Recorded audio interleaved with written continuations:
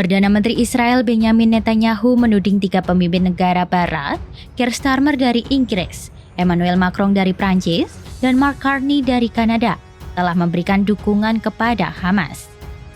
Tuduhan itu muncul setelah ketiganya menyerukan agar Israel menghentikan serangan militer dan membuka akses bantuan kemanusiaan ke Gaza. Menanggapi hal itu, Netanyahu dalam unggahan video di platform X menuding Hamas sebagai kelompok pembunuh massal yang ingin melenyapkan orang Yahudi. Ia mengaku tidak paham bagaimana fakta itu diabaikan oleh para pemimpin negara-negara barat. Dalam pernyataannya, Netanyahu mengatakan mereka berpihak pada keadilan yang salah. Ia juga menilai bahwa seruan penghentian perang justru memperpanjang konflik karena memberi harapan kepada Hamas untuk terus bertempur. I say to President Macron, Prime Minister Carney, and Prime Minister Starmer, when mass murderers, rapists, baby killers, and kidnappers thank you, you're on the wrong side of justice. You're on the wrong side of humanity. And you're on the wrong side of history. Now, these leaders may think that they're advancing peace. They're not. They're emboldening Hamas to continue fighting forever. And they give them hope to establish a second Palestinian state, from which Hamas will again seek to destroy the Jewish state. And mind you, it's not going to be a state free of Hamas. When you establish a Palestinian state, we've seen it. The radicals take over. Iran sends them in and they take over. Pernyataan Netanyahu disampaikan di tengah kekhawatiran keamanan Israel menyusul pembunuhan 2 staf diplomatik di Washington DC pada Rabu lalu 21 Mei 2025. Peristiwa tersebut membuat Israel meningkatkan keamanan di luar negeri.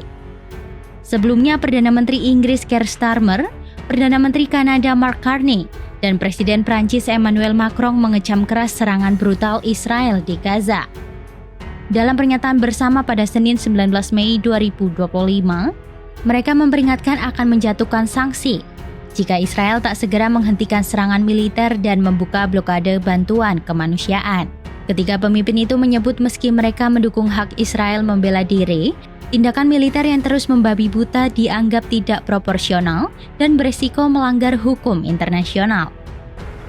But first, Mr. Speaker, I'd like to say something about the horrific situation in Gaza, where the level of suffering, innocent children being bombed again, is utterly intolerable.